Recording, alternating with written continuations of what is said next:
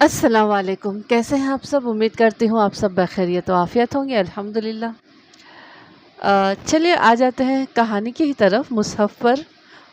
हमने लास्ट में पढ़ा था, लास्ट वाले एपिसोड में, लास्ट वाले पार्ट में, कि महमिल का एक्सीडेंट हो जाता है। वो रास्ते के बीच से एक चिट उसके पर्स से निकल कर उड़ जाती है। उसको उठाने के लिए वो जब जाती है तो वो रास्ते के बीच में पहुंच जाती है और सामने से एक गाड़ी आ रही होती, ट्रक आ रहा होता है, जो जिसकी वजह से उसका एक्सीडेंट हो जाता है और वो रास्ते पर गिर जाती है। उसके सर से खून बहने लगता है और वो बेहोश हो जाती है। और आखिर में उसके दिमाग में सिर्फ यही बात थी कि उसने आज सुबह की दुआएं नहीं पढ़ी थी। उसका जहन गुप्त अंधेरे में डूब चुका था। तारीकी, सियाह काली मुहीब सी तारीकी, बिना रंग के, बिना शोर के, खामोश सी तारीकी, अंधेरे पे अंधेरा, पर्दे पर पर्दा। उसका जहन जमा व मक्का की कैद से आज़ाद हो चुका था। पानी बह रहा था, बादलों पर तैर रहा था, ज़मीन और आसमान के दरमियान, न ऊपर न नीचे, हवा के बीच में कहीं मुअल्लक, कहीं दरमियान में किसी तैरते बादल पे। फिर आहिस्ता आहिस्ता तैरते बादल को करार आया। ज़रा सा झटका लगा और बादल किसी बुलबुले की तरह फटकर हवा में तहलील हो गया। हर तरफ रोशनी भरती चली गई, तेज़ पीली रोशनी। उसने हौले से आंखें खोली। धुंधला सा एक मंजर सामने था। सफ़ेद दीवारें, सफ़ेद छत, छत से लटका पंखा, उसके 3 पर थे। हौले हौले वो एक दायरे में घूम रहे थे। दायरे दायरे, बार बार दायरे। वो कितनी देर तक छत को टकटकी लगाकर देखे गई। वो कौन थी, किधर थी, क्यों थी? वो खाली खाली निगाहों से छत को तकती रही। फिर यकायक इधर उधर देखना शुरू कर दिया उसने। इर्द गिर्द सफ़ेद दीवारें थी। करीब ही एक काउच रखा हुआ था। तिपाई पर सूखे फूलों का गुलदस्ता सजा था। उसने कोहनियों के बल उठना चाहा, मगर जिस्म तो जैसे बेजान सा हो गया था, या शायद वो बेहद थक चुकी थी। उसने कोशिश तर्क कर दी। उसने अपने बाजुओं को देखा, जिसमें बेशुमार नालियां सी पेवस्त थी। हर नाली किसी न किसी मशीन के सिरे पर जा रुकती थी। वो शायद अस्पताल का कमरा था, और वो शायद खुद, बल्कि यकीनन महमिल इब्राहिम ही थी। खुद को कैसे भूला जा सकता है? आहिस्ता आहिस्ता सारी याददाश्तें जहन के हर गोशे से उभरने लगी। एक एक बात, एक एक चेहरा उसे याद आता गया। थक कर उसने आंखें मूंद ली। आखिरी बात भला क्या हुई थी? किस चीज़ ने उसे अस्पताल तक पहुंचाया था? शायद कोई एक्सीडेंट। और उसे धीरे धीरे याद आता गया। वो भुट्टा लेने सड़क के उस पार गई थी। उसके साथ नोमी भी तो था। वो साइकिल चला रहा था। वो नज़रों से उछल ही हुआ था कि वो रेडी वाले के पास चली गई थी। फिर कुछ हुआ था। उसे टक्कर लगी थी। खून, बिखरे कागज़, रोता बच्चा। बच्चा? उसने चौंक कर आंखें खोली।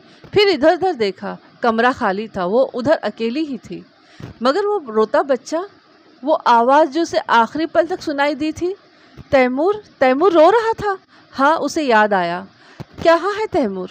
उसने मुतराशी आंखों से इधर उधर देखा। उसी पल दरवाज़ा खुला।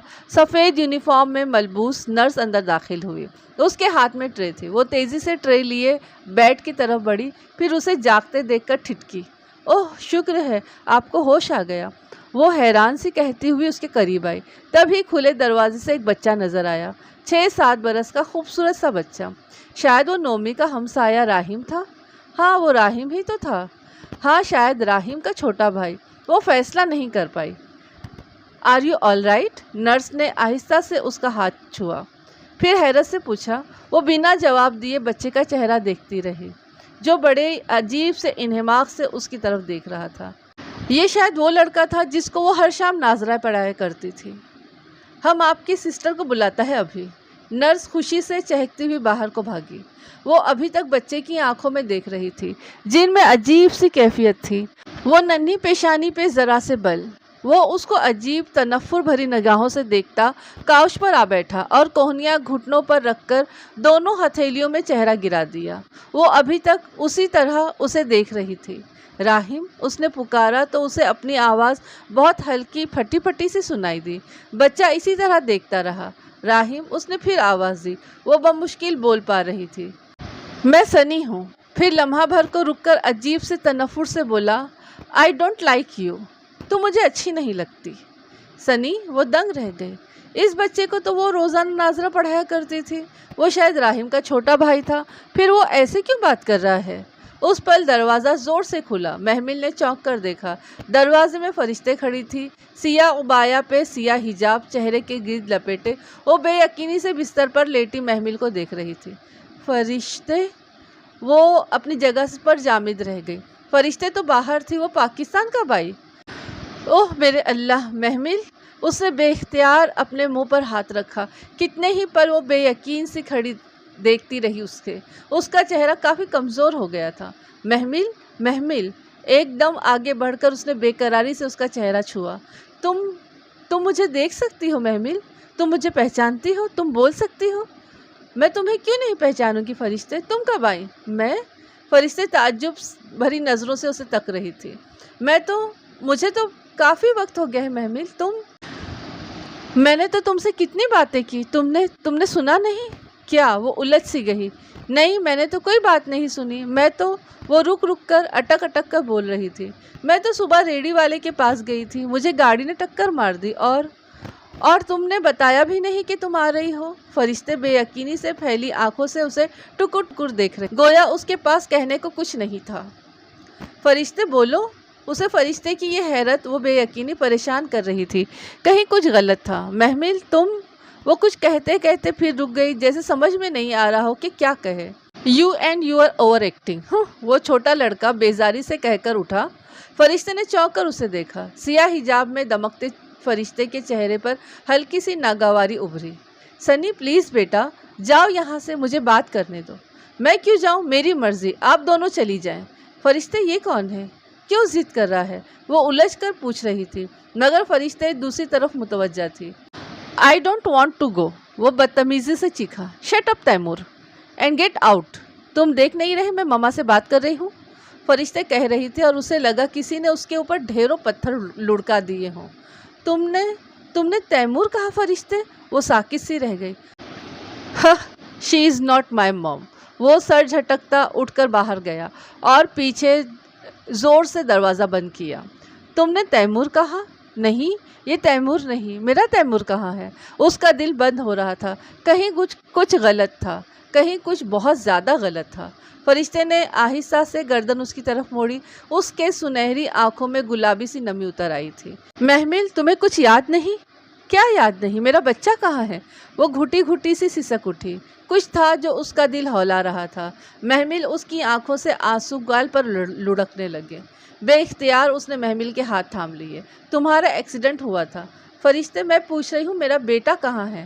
تمہارے سر پر چوٹ آئی تھی، تمہارا اسپائنل کارڈ ڈیمیج ہوا تھا۔ فرشتے میرا بچہ کہاں ہے؟ اس کی آواز ٹوٹ گئی۔ وہ بے قراری سے فرشتے کی بھیگی آنکھوں کو دیکھ رہی تھی۔ محمل تم بے ہوش ہو گئی تھی، تم کوما میں چلی گئی تھی۔ مجھے پتا ہے صبح میرا ایکسیڈنٹ ہوا تھا، اور یہ کہتے ہوئے بھی وہ جانتی تھی کہ یہ وہ صبح نہیں تھی۔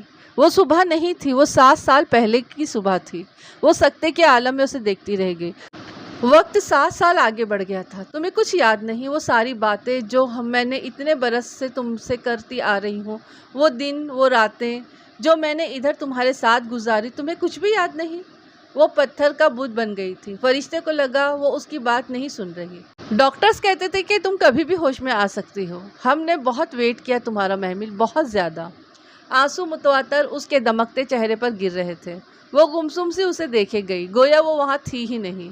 میں نے تمہارے اٹھ جانے کی بہت سی دعائیں کی تھی محمل۔ میں نے اپنا PhD بھی چھوڑ دیا۔ تمہارے ایکسیڈنٹ کے دوسرے مہینے میں ہی میں آ گئی تھی۔ 2 ماہ رہی، پھر واپس گئی، مگر دل نہیں لگ سکا، میں پڑھ نہیں سکی۔ پھر میں نے سب پڑھائی چھوڑ دی اور تمہارے پاس آ گئی۔ اتنے برس محمل، اتنے برس گزر گئے، تمہیں کچھ بھی یاد نہیں محمل؟ فرشتے نے ہولے سے اس پتھر کے مجسمے کا شانہ ہلایا۔ وہ ذرا سی چونکی، پھر اس کے لب کپکپائے۔ میرا تیمور؟ یہ بچہ جو ابھی یہاں تھا وہ تیمور تھا، ہم اسے سنی کہتے ہیں۔ مگر وہ کیسے مانتی؟ وہ جسے کوئی کالونی کا بچہ سمجھی تھی، وہ اس کا اپنا بچہ تھا؟ یہ کیسے ممکن تھا؟ اسے تو لگا تھا کہ وہ بس ایک دن کے لیے سوئی تھی، یا پھر شاید ایک دن کا ایک حصہ۔ پھر صدیاں کیسے بیت گئیں؟ اسے کیوں نہیں پتا چلا وہ تیمور نہیں؟ اسے کورٹ میں لیٹا وہ اپنا نومولود بچہ یاد آیا۔ فرشتے وہ میرا بچہ ہے؟ او خدا! اس نے بے یقینی سے آنکھیں موند کر کھولی۔ وہ اتنا بدل گیا ہے؟ بہت کچھ بدل گیا ہے محمل، کیونکہ وقت بدل گیا ہے۔ وقت ہر شے پر اپنے نشان چھوڑ جاتا ہے۔ ہمایوں، اس کے لب پھڑپھڑائے۔ ہمایوں کہاں ہے؟ نرس نے بتایا تو اس نے اسے کال کر دیا تھا، مگر وہ لمحے بھر کو ہچکچائی۔ وہ میٹنگ میں تھا، رات تک آ سکے گا نہیں۔ فرشتے، تم اس کو بلاؤ، پلیز بلاؤ، اس سے کہو محمل جاگ گئی ہے، محمل اس کا انتظار کر رہی ہے۔ وہ میرے ایک فون پر ہی دوڑا آتا تھا۔ وہ 7 سال پہلے کی بات تھی محمل۔ وقت کے ساتھ یہاں بہت کچھ بدل گیا ہے، لوگ بھی بدل جاتے ہیں۔ وہ کیوں نہیں آیا؟ وہ کھوئی کھوئی سی بولی، عجیب بے یقینی تھی۔ محمل پریشان مت ہو، پلیز دیکھو، وقت ہمایوں کو نہیں بدل سکتا۔ میرا ہمایوں ایسا نہیں ہے، میرا تیمور ایسا نہیں ہے۔ وہ ہذیانی انداز سے چلائی، اتنی بے یقینی تھی کہ اسے رونا بھی نہیں آ رہا تھا۔ فرشتے تعصب سے اسے دیکھتی رہی۔ ابھی اسے سنبھلنے میں وقت لگے گا، وہ جانتی تھی۔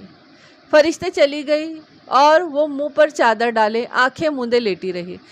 اسے یقین نہیں تھا کہ فرشتے نے اسے سچ بولا ہے۔ اسے لگ رہا تھا کہ یہ سب ایک بھیانک خواب ہے، اور ابھی وہ آنکھ کھولے گی تو سارا خواب ٹوٹ جائے گا۔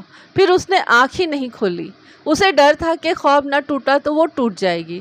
جانے کتنا وقت گزر گیا، وہ لمحوں کا حساب نہ رکھ پائی، اور اب کون سے حساب باقی رہ گئے تھے۔ دروازے پر ہولے سے دستک ہوئی۔ اس نے لمحے بھر کو آنکھیں کھولی۔ ہوا سے چہرے پر پڑی چادر سرک گئی۔ منظر صاف واضح تھا۔ کھلے دروازے کے بیچ وہ کھڑا تھا۔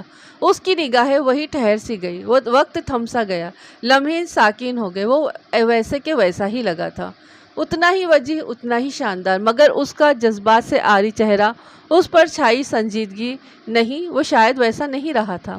وہ آہستہ سے قدم اٹھاتا بیڈ کے قریب آیا اور پائنتی کے ساتھ رک گیا۔ ہمایوں، وہ تڑپ کر رہ گئے۔ بے اختیار آنسو آنکھ سے گرنے لگے۔ کیسی ہو؟ وہ پائنتی کے قریب کھڑا رہا، اس سے آگے نہیں بڑھا۔ آواز میں بھی عجیب سی سرد مہری تھی۔ ہمایوں، وہ رونے لگی تھی۔ یہ سب کیا ہے؟ یہ کہتے ہیں کہ اتنے سال گزر گئے، میری نیند اتنی لمبی کیوں ہو گئی؟ معلوم نہیں، ڈاکٹرز کب تمہیں ڈسچارج کریں گے؟ وہ کلائی پہ بندی گھڑی دیکھ رہا تھا، جیسے جانے کی جلدی ہو۔ اس کے لہجے میں کوئی ناراضگی کا عنصر نہیں تھا، بلکہ بہت ہموار لہجہ تھا، لیکن شاید ان کے درمیان کچھ بھی باقی نہ رہا تھا۔ میں ٹھیک ہو جاؤں گی نا ہمایوں؟ جیسے وہ تسلی کے 2 بول سننا چاہتی تھی۔ وہ اب جیبوں میں ہاتھ ڈالے تنقیدی نظروں سے اطراف کا جائزہ لے رہا تھا۔ یہ سب کیا ہو رہا تھا اس کے ساتھ؟ ہمایوں اور تیمور، وہ اس طرح سے کیوں کر رہے تھے دونوں؟ ان کا سلوک اس طرح سے کیوں تھا اس کے ساتھ؟ ہمایوں، مجھ سے بات تو کرے۔ ہاں کہو، میں سن رہا ہوں۔ وہ متوجہ ہوا، لمحے بھر کو نگاہ اس پر جھکائی۔ اس کے آنسو تھم گئے، وہ بالکل چپ ہو کر رہ گئے۔ یہ تو محبت کی نگاہ نہ تھی، یہ تو خیرات تھی، بھیک تھی۔ وہ چند لمحے منتظر سا اسے دیکھتا رہا، پھر واپس جانے کو مڑا۔ اسی پل دروازے میں فرشتے کا سراپا ابھرا۔ وہ ہاتھ میں فروٹ باسکٹ پکڑے تیزی سے آ رہی تھی۔ ہمایوں اس کے ایک طرف سے نکل کر باہر چلا گیا۔ فرشتے نے پلٹ کر اسے جاتے دیکھا۔ ہمایوں ابھی تو آیا تھا، چلا بھی گیا؟ کیا کہہ رہا تھا؟ اچنبھے سے کہتے ہوئے اس نے گردن ایک جانب موڑی۔ محمل کے چہرے پر کچھ تھا، وہ لمحے بھر کو چپ سی رہ گئی۔ فکر مت کرو، وہ ہر کسی سے ایسے ہی بیہو کرتا ہے۔ وہ ماحول کو خوشگوار کرنے کے لیے کہتی ہوئی آگے بڑھی اور فروٹ باسکٹ سائڈ ٹیبل پر رکھی۔ مگر میں کسی تو نہیں ہوں فرشتے؟ وہ ابھی تک نم آنکھوں سے کھلے دروازے کو دیکھ رہی تھی۔ سب ٹھیک ہو جائے گا، سب کچھ، تم فکر کیوں کرتی ہو؟ مگر وہ مجھ سے بات کیوں نہیں کر رہا تھا؟ اس کی آنکھیں پھر سے ڈبڈبا گئیں۔ محمل دیکھو، اس تبدیلی نے وقت لیا ہے تو اس کو ٹھیک ہونے میں بھی وقت لگے گا۔ تم اسے کچھ وقت دو۔ وہ اس کے ریشمی بھورے بال نرمی سے ہاتھ میں پکڑے برش کر رہی تھی۔ وقت، وقت، وقت، وہ ایک ہی تکرار ہر جگہ دہرائی جا رہی تھی۔ اس وقت نے کیا کچھ بدل دیا تھا، اسے اندازہ نہ ہو سکا۔ اس کا اندازہ اسے آہستہ آہستہ ہو رہا تھا، اور وہ اپنے نچلے دھڑ کو حرکت نہیں دے سکتی تھی۔ وہ اپنے پاؤں نہیں ہلا سکتی تھی، وہ اٹھ کر بیٹھ نہیں سکتی تھی، خود کھانا نہیں کھا سکتی تھی، اپنے پاؤں پر کھڑے ہونے کے قابل ہی نہیں رہی تھی۔ یہ سب کیا ہو گیا تھا؟ اس دن جب میں گھر سے نکلی تھی تو میں نے صبح کی دعائیں نہیں پڑھی تھی۔ یہ سب اسی لیے ہی ہوا ہے فرشتے، کہ میں دعا پڑھے بغیر گھر سے نکلی تھی، ہے نا؟ وہ نرمی سے اس کے بال سلجھا رہی تھی۔ جب وہ بھیگی آنکھوں، روندھے گلے سے کہنے لگی، فرشتے نے گہری سانس لی، کہا کچھ بھی نہیں۔ نہ تھا کہ اس کو اللہ سے کام آتا کچھ بھی، مگر ایک حاجت تھی یعقوب کے دل میں، تو اس نے اسے پورا کیا۔ بہت دھیرے سے اس کے دل میں کسی نے سرگوشی کی تھی، وہ یکلخت چونک سی گئی۔ نہ تھا کہ اس کو اللہ سے کام آتا کچھ بھی، مگر ایک حاجت تھی یعقوب کے دل میں، تو اس نے اس کو پورا کیا۔ اس نے سننے کی کوشش کی، کوئی اس کے اندر سے مسلسل یہ الفاظ دہرا رہا تھا، دھیمی مدھر آواز، ترنم سوز سے پر۔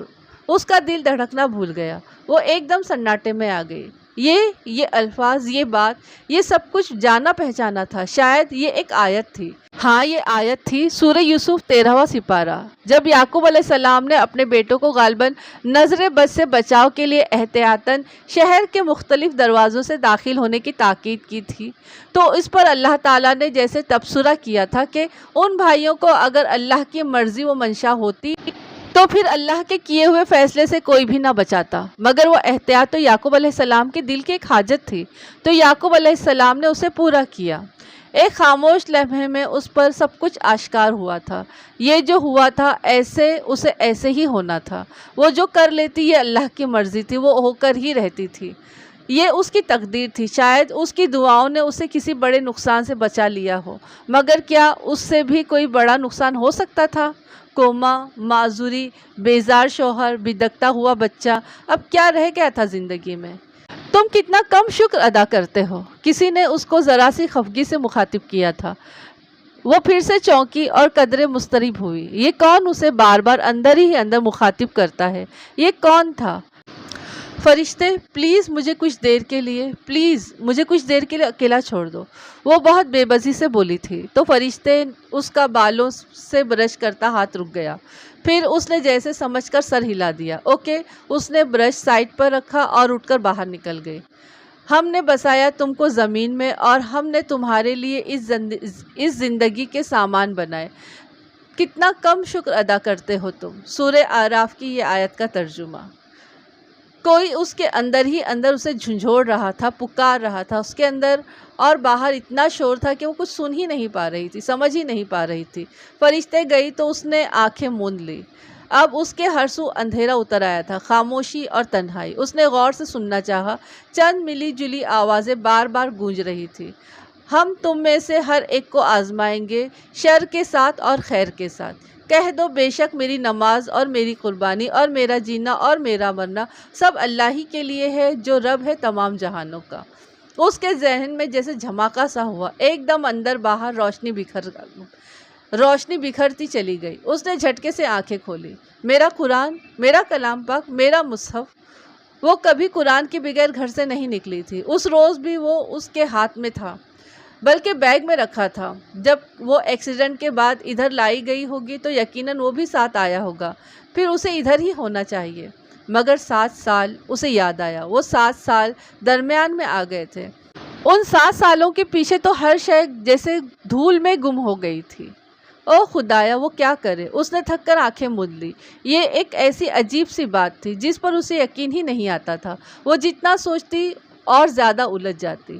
تبھی دروازہ ہولے سے کھلا۔ اس نے چونک کر آنکھیں کھولی۔ تیمور دروازے میں استادہ تھا، جینز شرٹ پہنے ہوئے، اس کے بھورے بال ماتھے پر کٹ کر گر رہے تھے۔ اس کی ناک بالکل ہمایوں کی طرح تھی، کھڑی اور مغرور ناک۔ وہ آنکھیں محمل کی سی، سنہری چمکتے کانچ جیسی، اور ماتھے کے وہ بل، وہ جانے کس جیسے تھے۔ تیمور اس کو دیکھ کر ایک دم محمل کی آنکھیں جگمگا اٹھی۔ وہ اس کا بیٹا تھا، اس کا تیمور تھا۔ ادھر آؤ بیٹا۔ Where is my dad? میرے ڈیڈ کہاں ہے؟ وہ اسی تنفر سے چپتے ہوئے انداز میں بولا۔ منہ پھٹ، اکھڑ، بدتمیز۔ اگر وہ اس کی ماں نہ ہوتی تو یہ 3 الفاظ اس کے ذہن میں اس کے متعلق فوراً ابھر آتے۔ وہ ابھی آئے تھے، پھر چلے گئے۔ تم ماما سے نہیں ملو گے؟ اس نے ممتا سے مجبور ہو کر بازو پھیلائے۔ نہیں۔ اس نے باہر نکل کر زور سے دروازہ بند کر دیا۔ وہ سن ہو کر رہ گئی۔ بازو آہستہ سے پہلو میں آن گرے۔ یہ 7 سال کا بچہ، اس کے دل میں اتنی نفرت، اتنی کرواہٹ کیسے آ گئی؟ کیا قصور تھا اس کا کہ وہ یوں اس سے متنفر تھا؟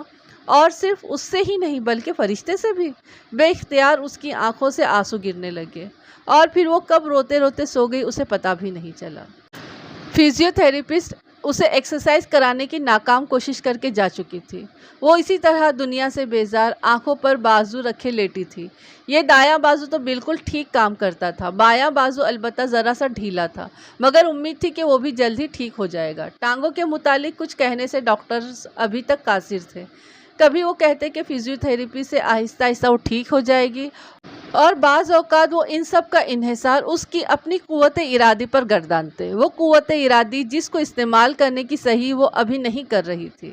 एकदम से फूलों की महक नतनों से टकराई तो उसने धीरे से बाजू हटाया और आंखें खोली। फरिश्ते बड़ा सा महकता सा सुर्ख गुलाबों का बुके लिए अंदर दाखिल हो रही थी।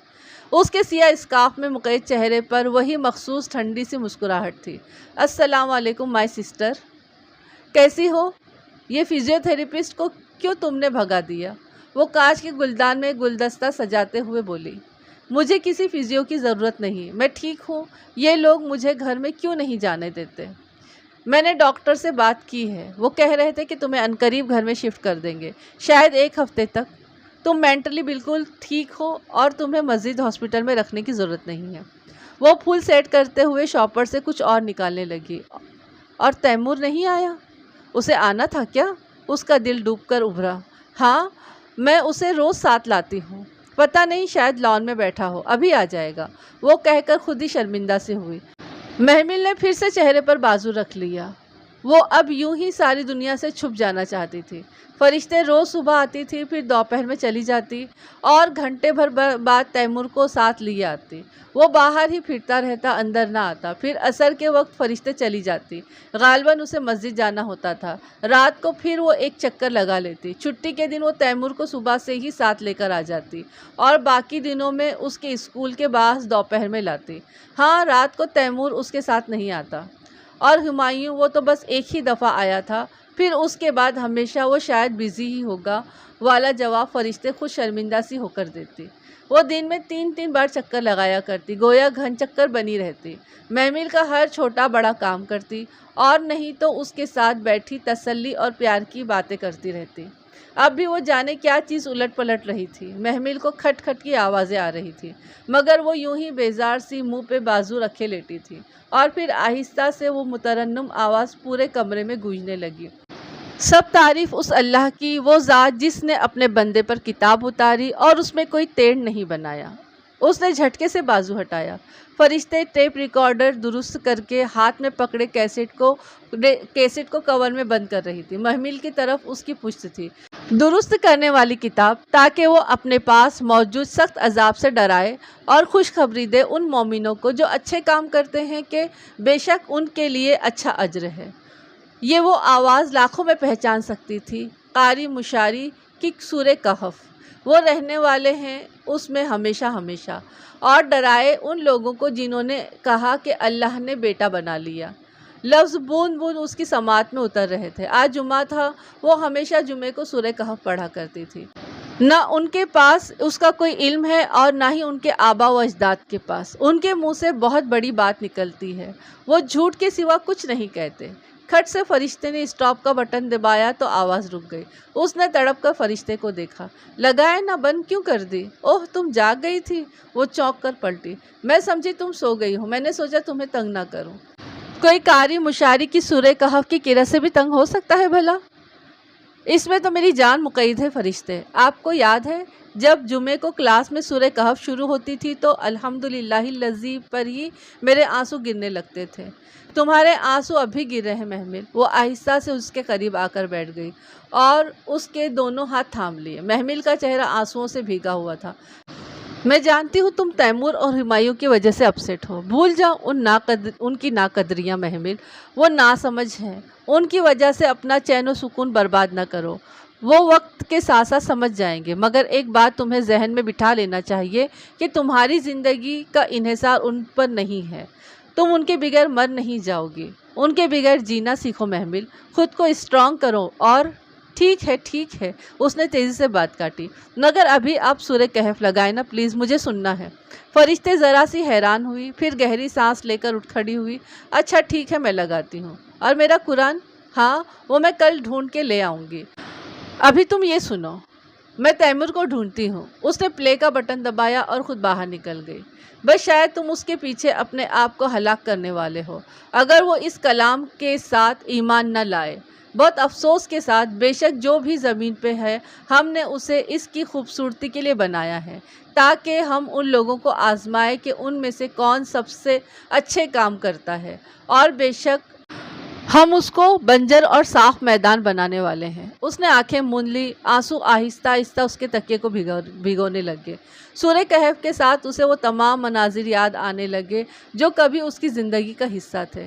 संगे मरमर की चमकती राहदारियाँ, रोशनी से घिरा हॉल जो ऊंचे सफ़ेद सुतूनों पर खड़ा था, मस्जिद के बरामदे के सामने घास से भरा हुआ लॉन, वो पिंक स्कार्फ में लिपटे बहुत से झुके सर जो तेज़ी से नोट्स लिखने में मसरूफ़ होते, लाइब्रेरी की ऊंची ग्लास विंडोज़ जिनसे फसील में मस्जिद दिखाई देती थी, वो कॉलोनी की सड़क पर दरख्तों की घनी बाड़, यादों का एक तवील सिलसिला था जो उमड़ कर उसके जहन में आया था। डॉक्टर्स ठीक कहते थे कि वो जहनी तौर पर बिल्कुल फिट है। सूरह कहफ ख़त्म हुई तो कैसेट रुक गई। उसने बेबसी से टेप को देखा। वो उससे खासे फासले पर थी। वो उठकर उसको रीप्ले भी नहीं कर सकती थी। कैसी बेबसी थी, कैसी लाचारी थी। उसकी आंखों से आंसू गिरने लगे। हर राह बंद होती दिखाई देने लगी।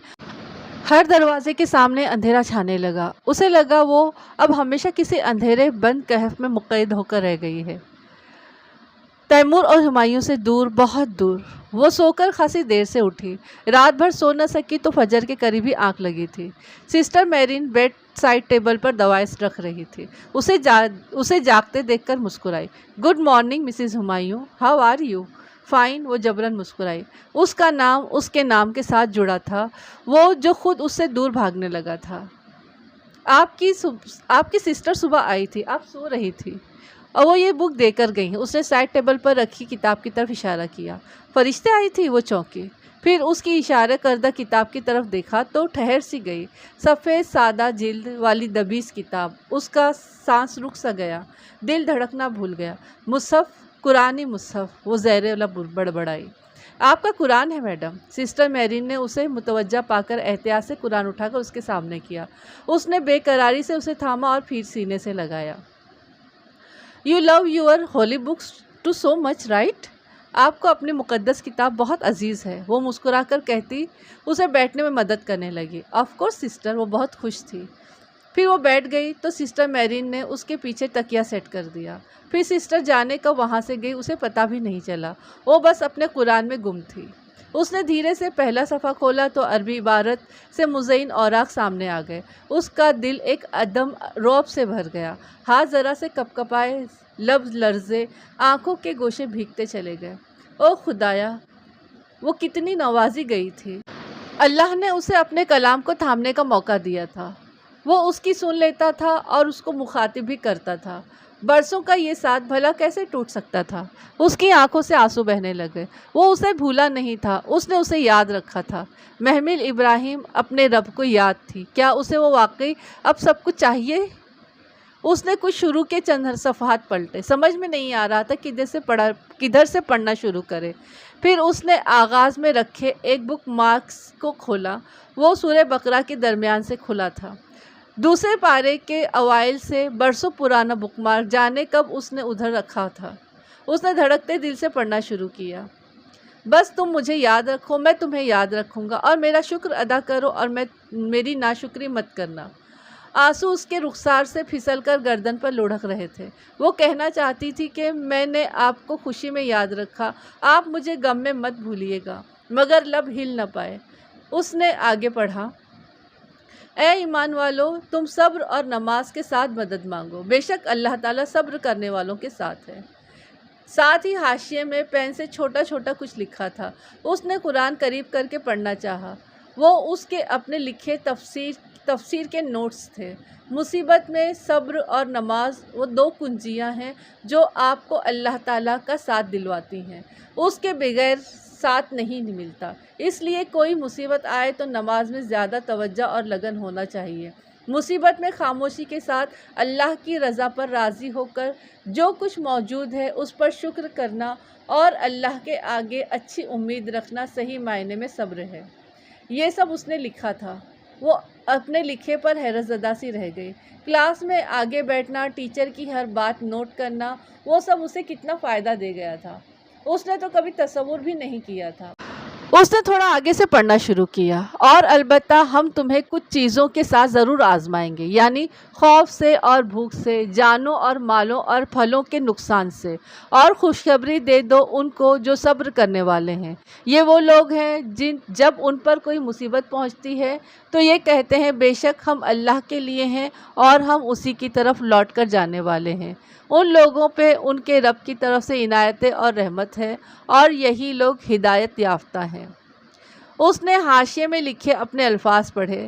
صابرین کا مصیبت میں بس انا للہ و انا الیہ راجعون کہہ دینا کافی نہیں، بلکہ دراصل یہ الفاظ ان دو عقائد کی طرف اشارہ کرتے ہیں جن پر جمے بغیر کوئی صبر نہیں کر سکتا۔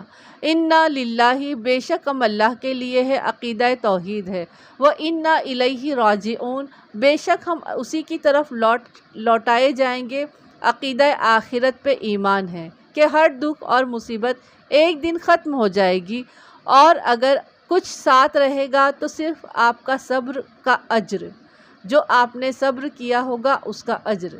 اس نے اگلی آیت پڑھی، بے شک صفا و مروہ شعائر اللہ ہے، جو کوئی حج کا ارادہ کرے، صبر کے فوراً بعد صفا و مروہ اور حج کا ذکر۔ وہ ذرا حیران ہوئی، پھر اپنے ہاتھ کے لکھے ہوئے نوٹس پڑھے۔ صفا اور مروہ دراصل ایک عورت کے صبر کی نشانی ہے۔ جب آپ کو بے قصور کسی تپتے صحرا میں چھوڑ دیا جائے اور آپ اس توکل پہ کہ اللہ ہمیں ضائع نہیں کرے گا صبر کریں، تو پھر زمزم کے میٹھے چشمے پھوٹتے ہیں۔ اس کے بے قرار دل کو جیسے ڈھیروں ٹھنڈک مل گئی، آنسوؤں کو قرار مل گیا، باہر اور اندر سکون سا اتر آیا۔ اس کے بعد جیسے گہری خاموشی چھا گئی، سارے ماتم جیسے دم توڑ گئے، اسے صبر آ گیا تھا، اب رونے کا پہر تمام ہوا تھا۔ کتاب اللہ اس کے پاس تھی، وہ رسول اللہ صلی اللہ علیہ وسلم کی امتی تھی، دین کا علم اسے عطا کیا گیا تھا، اب کسی شکوے کی گنجائش باقی نہیں تھی۔ دور جاہلیت سے نکلنے والے انسان کی زندگی میں مکہ کی سختیاں، مدینہ کی ہجرت، بدر کی جیت اور احد کی شکست آئی تھی، طائف کے پتھر بھی آئے تھے، اور اسرا اور معراج کی بلندیاں بھی، مگر آخر میں ایک فتح مکہ ضرور آتا ہے، اور اس سفر میں کسی کا مکی دور بعد میں آتا ہے اور مدنی دور پہلے آ جاتا ہے۔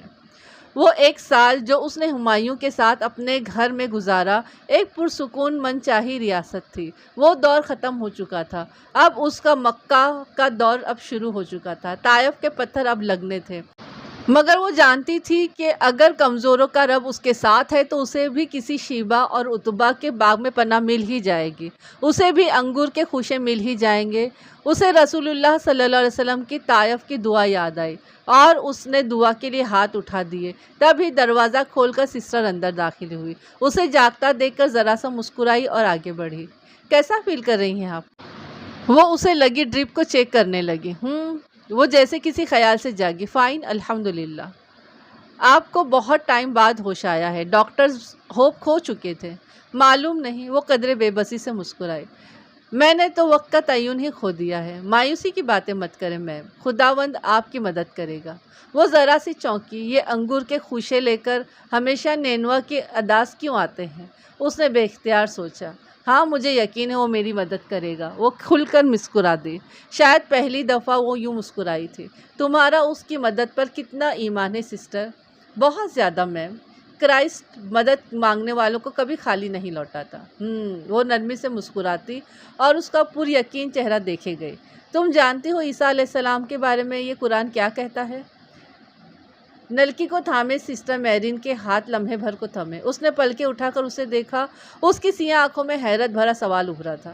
محمل نے ایک ثانیے کو اس کی آنکھوں میں دیکھا، پھر آہستہ سے بولی، handsome and very handsome man, he was مسیح عیسیٰ ابن مریم۔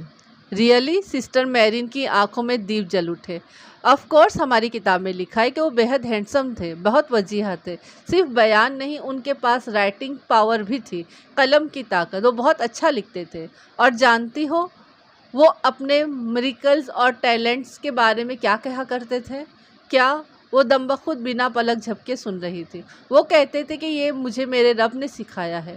وہ سانس لینے کو رکی، پھر جیسے یاد کر کے بتانے لگی، جب سے مجھے یہ پتہ چلا ہے کہ میں اپنی کوئی بھی تعریف سن کر عیسیٰ علیہ السلام کو کوٹ کرتی تھی، کوئی میری تعریف کرتا تو میں یہی کہتی کہ یہ میرے رب نے سکھایا ہے۔ بیوٹیفل، سسٹر میرین بھی جیسے بے خود سے کہہ اٹھی، پھر آہستہ آہستہ چیزیں سمیٹنے لگی۔ مسز ہمایوں، آپ پہلی مسلم ہو جس نے مجھے بتایا کہ آپ کی ہولی بک ایک یسوع مسیح کے بارے میں کیا کہتی ہے، ورنہ مسلم ہمیشہ بہت سختی سے کہتے ہیں کہ یہ تمہارا عقیدہ غلط ہے۔ السلام علیکم، فرشتے نے جھانکا۔ تم اٹھ گئی؟ ہاں، کب کی؟ وہ چونکی، پھر سنبھل گئی۔ فرشتے اندر چلی آئے، ابایا اور سیاہ حجاب کو چہرے کے گرد لپیٹے، ہمیشہ کی طرح تازہ اور خوبصورت۔ آپ نے شادی نہیں کی فرشتے؟ محمل نے کہا۔ پھر اس نے دیکھا کہ فرشتے کی سنہری آنکھوں میں ایک سایہ سا لہرایا۔ شادی میں کیا رکھا ہے محمل؟ وہ پھیکا سا مسکرا دی۔ سنت سمجھ کر لیں۔ وہ سر جھکائے چادر پہ انگلی سے نادیدہ لکیریں کھینچنے لگی۔ پھر آپ شادی کر لیں گی نا؟ جب تک تم نہیں ٹھیک ہوتی میں شادی نہیں کروں گی، اور اگر میں ٹھیک نہ ہوئی تو میرے لیے تم، ہمایوں اور تیمور بہت ہیں، مجھے کسی اور کی ضرورت نہیں۔ چلو، تمہاری فزیو تھراپسٹ آنے والی ہوگی، اب اسے بنائے رکھو، اب اسے بھگانا نہیں، گھر شفٹ ہو کر بھی روز اس کی شکل دیکھنا ہوگی تمہیں۔ فرشتے اٹھ کر دروازے کی طرف بڑھی، اور ایک خیال سے اسے اطمینان بخش گیا۔ گھر، اس کا گھر، اپنا گھر۔ اس ہفتے وہ واپس چلی جائے گی، اس نے طمانینت سے سوچا تھا۔ سسٹر میرین فائل ہاتھ میں پکڑے پین سے اس میں کچھ اندراج کر رہی تھی۔ محمل تکیوں کے سہارے ٹیک لگائے خاموشی سے گمسم بیٹھی ہوئی تھی۔ اس کے بھورے سیدھے بال لمبے شانوں پر پھسلتے ہوئے کمر پر گر رہے تھے۔ یہ بال کبھی اسے بے حد گھنے اور سلکی ہوا کرتے تھے، مگر طویل بیماری نے انہیں بے حد پتلا اور مرجھائے پھول کی پتیوں جیسا کر دیا تھا۔ میڈم، لکھتے لکھتے ایک دم سسٹر نے سر اٹھایا۔ اس کے چہرے پر یکایک ڈھیروں تفکر امڑ آیا تھا۔ وہ چونکی۔ آج کل وہ پکارے جانے پر یوں ہی چونک جایا کرتی تھی۔ کافی دن ہو گئے وہ نہیں آئے۔ کون؟ وہ کوئی صاحب ہیں، کافی عرصے سے آپ کو دیکھتے آ رہے ہیں، کافی بڑی عمر کے ہیں، اتنی لمبی داڑھی بھی ہے، بہت کائنڈ اور جینٹل سے ہیں۔ کب سے آ رہے ہیں؟ میں 3 سال سے ادھر ہوں، جب سے انہیں آتا دیکھتی ہوں۔ عموماً فرائیڈے کو آتے ہیں، بس ادھر سے جھانک کر۔ اس نے دروازے کی طرف اشارہ کیا، اور مجھ سے آپ کا حال پوچھ کر چلے جاتے ہیں، کبھی آپ کے پاس رکے نہیں۔ کیا میرا کوئی رشتہ دار ہے؟ سوال کرنے کے ساتھ ہی اس کے ذہن کے پردے پر بہت سارے چہرے ابھرے۔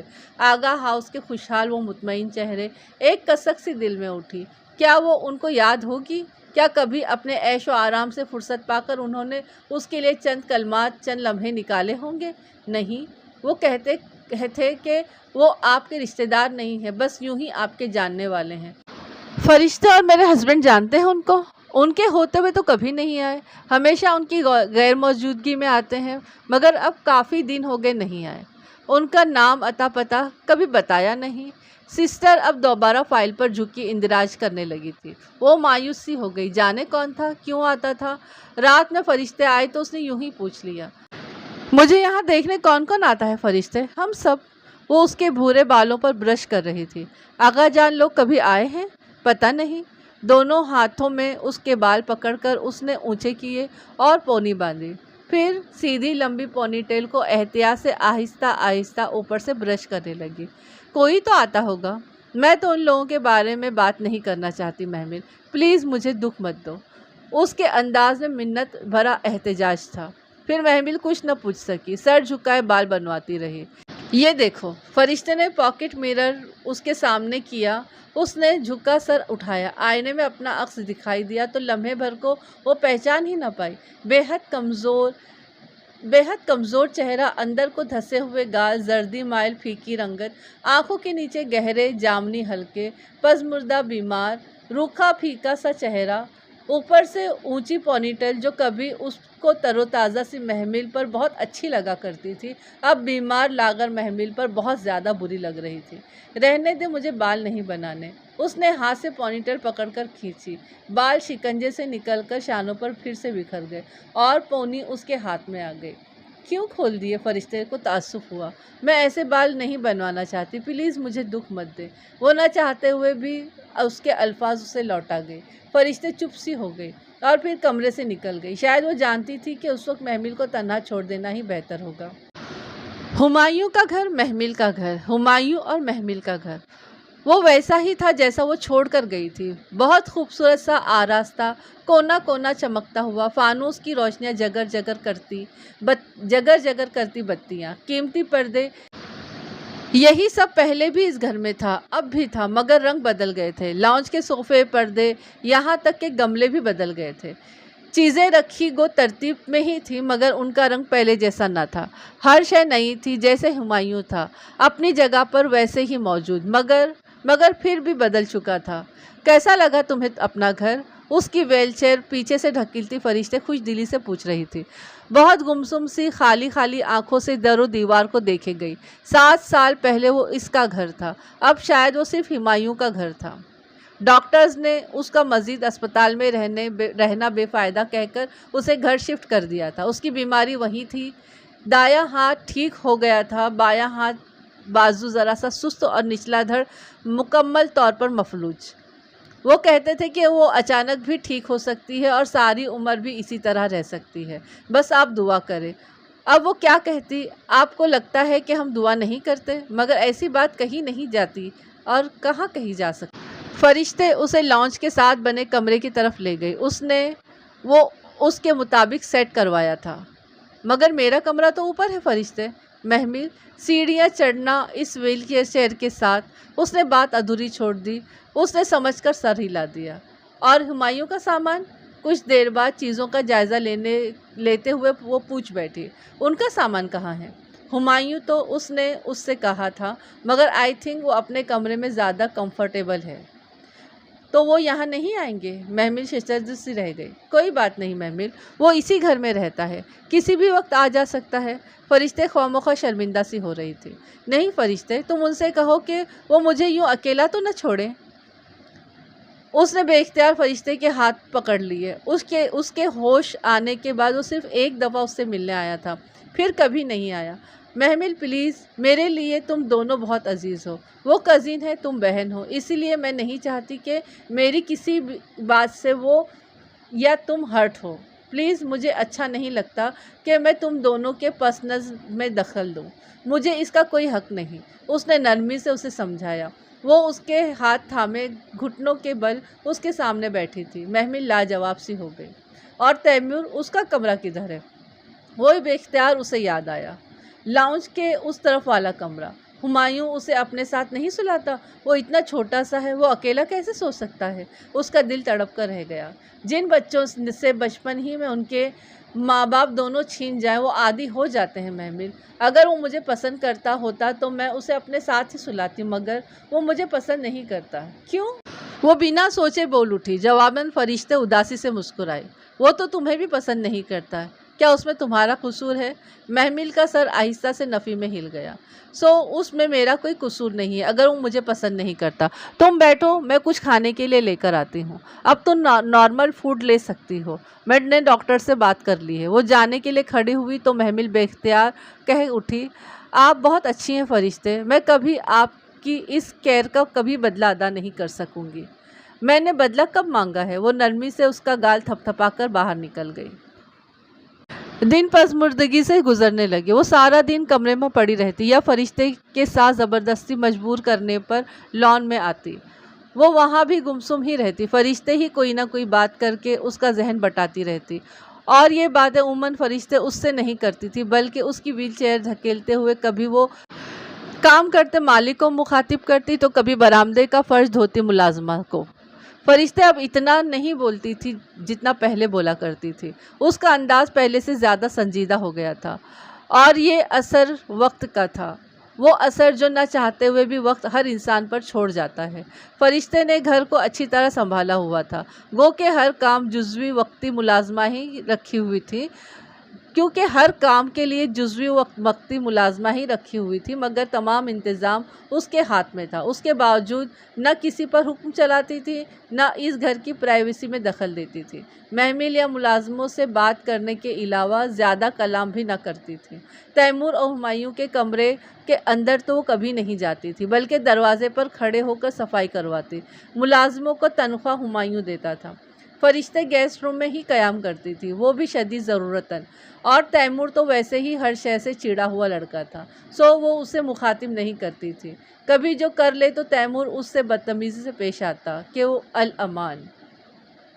محمل نے نوٹ کیا تھا کہ تھوڑی دیر بدتمیزی کر کے تیمور چلانے چیخنے پر آ جاتا تھا۔ اگر مزید کچھ کہا جائے تو وہ چیزیں اٹھا کر توڑ پھوڑ کرنے سے بھی گریز نہیں کرتا تھا۔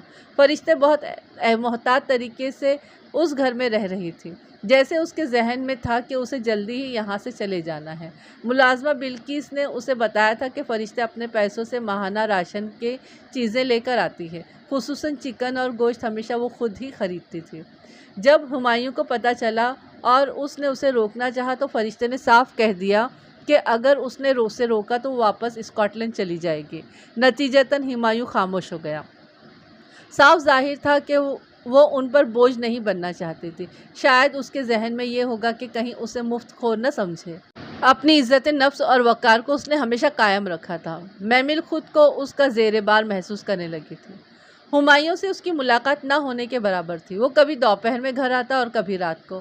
کھانا وہ اپنے کمرے میں ہی کھاتا، پھر وہیں رہتا۔ اکثر بہت رات گئے گھر آتا۔ وہ انتظار میں لاؤنج میں ویل چیئر پر بیٹھی ہوتی۔ وہ آتا، سرسری سا حال پوچھتا اور اوپر سیڑھیاں چڑھ جاتا، اور وہ اس کی پشت کو نم آنکھوں سے دیکھتی رہ جاتی۔ تیمور دوپہر میں اسکول سے آتا، وہ کھانا ڈائننگ ٹیبل پر اکیلے کھاتا۔ اگر محمل کے ادھر بیٹھے دیکھتا تو فوراً واپس چلا جاتا۔ نتیجتاً بلقیس اسے اس کے کمرے میں کھانا دے آتی۔ وہ جنک فوڈ کھاتا تھا، برگر پیٹیز کے ڈبوں سے فریزر اور فرینچ فرائز کے لیے آلوؤں سے سبزی والی ٹوکری ہمیشہ بھری رہتی تھی۔ کھانے پینے کا وہ بے حد شوقین نہ تھا۔ اسکول سے لائے ہوئے چپس کے پیکٹس اور چاکلیٹس عموماً کھاتا نظر آتا تھا۔ شام کو ٹی وی لاؤنج میں کارٹون لگا کر بیٹھا رہتا۔ اگر محمل کو آتے دیکھتا تو اٹھ کر چلا جاتا۔ وہ جان ہی نہ پا رہی تھی کہ وہ اتنا ناراض کس بات پر ہے، آخر اس نے کیا ہی کیا ہے۔ اس گھر کے وہ 3 مکین اجنبیوں کی طرح رہ رہے تھے، اور وہ چوتھی اجنبی ان کی اجنبیت بٹانے کو آ گئی تھی۔ فرشتے شام میں شاید مسجد جاتی تھی۔ وہ غالباً اب شام میں کلاسز لے رہی تھی۔ محمل نے ایک دفعہ پوچھا تو اداسی سے مسکرائی تھی۔ صبح کی کلاسز لینا اسپتال کی وجہ سے ممکن نہ تھا۔ مختصراً بتا کر وہ حجاب درست کرتی ہوئی باہر نکل گئی تھی۔ وہ محمل کا بہت خیال رکھتی تھی، اس کی دوا، مساج، مفلوج اعضاء کی ایکسرسائز، فزیو تھراپسٹ کے ساتھ اس پر محنت کرنا، پھر غذا کا خیال۔ وہ انتھک لگی رہتی، بلا کسی اجر کی تمنا کیے یا احسان جتائے۔ اس شام بھی فرشتے مسجد گئی ہوئی تھی جب سیاہ بادل آسمان پر چھانے لگے۔ ہمایوں تو کبھی بھی شام میں گھر میں نہیں ہوتا تھا۔ تیمور جانے کہاں تھا۔ وہ اپنے کمرے کی کھڑکی سے باہر کا منظر دیکھ رہی تھی۔ دیکھتے ہی دیکھتے دن میں رات کا سا سما بن گیا تھا۔ بادل زور سے گرجنے لگے، موٹی موٹی بوندیں ٹپ ٹپ کر کے گرنے لگیں۔ بجلی کڑکتی تو ایک لمحے کو خوفناک سی روشنی پھیل جاتی۔ اسے بارش سے پہلے کبھی ڈر نہیں لگتا تھا، مگر آج لگ رہا تھا۔ ہمایوں نہیں تھا، فرشتے بھی نہیں تھی۔ اسے لگا وہ بہت اکیلی ہے، تنہا ہے۔ بجلی بار بار کڑک رہی تھی، ساتھ ہی اس کی دھڑکن بھی تیز ہو گئی تھی۔ بے اختیار اسے پسینہ آنے لگا۔ کیا کرے، کسے بلائے؟ وہ تیزی سے ویل چیئر کے پہیے دونوں ہاتھوں سے چلاتی لاؤنج میں آئی۔ فون ایک طرف تپائی پر دھرا تھا۔ اس کے ہاتھ ایک چٹ بھی تھی جس میں ہمایوں اور فرشتے کے نمبر لکھے تھے۔ وہ غالباً تیمور کے لیے لکھے گئے تھے۔ اس نے کپ کپاتے ہاتھوں سے ریسیور اٹھایا اور فرشتے کا نمبر ڈائل کرنے لگی، پھر ریسیور کان سے لگایا۔ گھنٹی جا رہی تھی مگر وہ اٹھا نہیں رہی تھی، غالباً کلاس میں تھی۔ اس نے مایوسی سے فون رکھ دیا۔ تبھی اس کی نگاہ دوبارہ اس چٹ پر پڑی۔ کچھ سوچ کر اس نے دھڑکتے دل کے ساتھ ریسیور دوبارہ اٹھایا۔ نمبر ڈائل کرتے ہوئے اس کی انگلیاں لرز رہی تھیں۔ تیسری گھنٹی پر ہمایوں نے ریسیور اٹھایا اور ہیلو کہا۔ ہیلو ہمایوں، وہ بمشکل بول پا رہی تھی۔ کون؟ میں محمل۔ دوسری جانب ایک لمحے کو سناٹا سا چھا گیا۔ ہاں بولو، مصروف اور صد مہر سی آواز ابھری۔ آپ کدھر ہیں؟ پرابلم کیا ہے؟ وہ قدرے بیزاری سے بولا۔ وہ باہر اسٹروم وہ باہر اسٹارم طوفان آ رہا ہے، مجھے ڈر لگ رہا ہے، پلیز آپ گھر آ جائیں۔ اس کا گلا روند گیا، آنکھیں ڈبڈبا گئیں۔ اوہ ہو، میں میٹنگ میں بیٹھا ہوں، ابھی کہاں سے آ جاؤں؟ مجھے نہیں پتا، پلیز آ جائیں جیسے بھی ہو۔ باہر طوفان کا شور بڑھ رہا تھا، ساتھ ہی اس کے آنسوؤں میں شدت بھی آ گئی تھی۔ میں نہیں آ سکتا، فرشتے یا کسی ملازمہ کو بلا لو، وہ جھلایا تھا۔ فرشتے گھر پر نہیں ہیں، آپ آ جائیں پلیز ہمایوں، پلیز آ جائیں۔ کیا بکواس ہے! اگر تمہیں لگتا ہے کہ تم معذوری کا ڈرامہ رچا کر میری ہمدردی حاصل کر سکتی ہو تو اس کا خیال دل سے نکال دو اور مجھے میری زندگی جینے دو۔ خدا کے لیے اب میرا پیچھا چھوڑ دو۔ اور کھٹ سے فون بند ہو گیا۔ وہ سکتے کے عالم میں ریسیور ہاتھ میں لیے سن سی بیٹھی رہ گئی۔ کتنے لمحے گزر گئے، کتنے بادل گرجے، کتنی بجلیاں چمکی، کتنے قطرے برسے، وہ ہر شے سے غافل بنا پلک جھپکے شل سی بیٹھی تھی، لب ات کھلے، آنکھیں پھٹی پھٹی اور ہاتھ میں ریسیور پکڑا کان سے لگا ہوا ویسے ہی تھا۔ وہ کوئی مجسمہ تھی جو ٹیلی فون اسٹینڈ کے ساتھ اس ویل چیئر پر بے حس و حرکت پڑا ہوا تھا۔ وہ کتنی دیر بعد ریسیور اس کے ہاتھ سے پھسلا اور نیچے لڑک گیا۔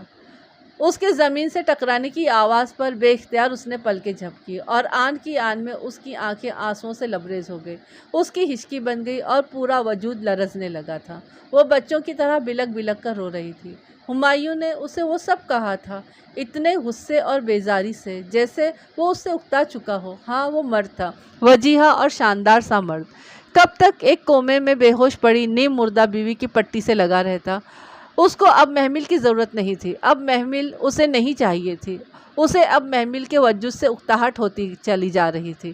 شاید وہ اس سے شادی کرنے پر پچھتا رہا تھا، اپنی وقتی جذباتیت پر نادم تھا۔ دفعتاً آہٹ پہ اس نے آنکھیں کھولی۔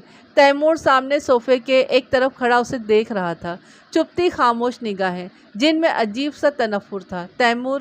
اس کی زخمی ممتا بلبلائی۔ ادھر میرے پاس آؤ بیٹا۔ اس نے دونوں ہاتھ پھیلائے، شاید وہ اس کے گلے سے لگ جائے، شاید کہ ہمایوں کے رویے کی تپش کچھ کم پڑ جائے۔ آئی ہیٹ یو، تڑک کر بولا اور اسے دیکھتے ہوئے 2 قدم پیچھے ہٹا۔ ہمایوں کے الفاظ کیا کم تھے جو اوپر سے اس 7 سالہ لڑکے کے انداز اس کی روح تک کو چھیلی کر گیا تھا۔ میں نے کیا کیا ہے تیمور؟ تم ایسے کیوں کر رہے ہو میرے ساتھ؟ کیوں ناراض ہو مجھ سے میرے بچے؟ You left me when I need you۔ آپ نے مجھے اس وقت چھوڑ دیا جب مجھے آپ کی سب سے زیادہ ضرورت تھی۔ وہ زور سے چیخا۔ I hate you for everything۔ وہ مڑ کر بھاگتا ہوا اپنے کمرے میں چلا گیا۔ لمحے بھر بعد اس نے زوردار آواز سے تیمور کے کمرے کے دروازے کی بند ہونے کی آواز سنی۔ کیا تمہیں چھوڑنے میں میرا کوئی اپنا اختیار تھا تیمور؟ تم اتنی سی بات پر مجھ سے ناراض نہیں ہو سکتے۔ شاید تمہارے باپ نے تمہیں مجھ سے بدظن کر دیا ہے۔ وہ دکھی دل سے سوچتی واپس کمرے تک آئی تھی۔ اس کی بیڈ کے سائڈ ٹیبل پر سفید کور والا قرآن رکھا تھا۔ اس نے آہستہ آہستہ اسے اٹھایا اور دونوں ہاتھوں میں تھامے اپنے سامنے کیا۔ سفید کور پر مدھم سا مٹا مٹا سا م لکھا تھا۔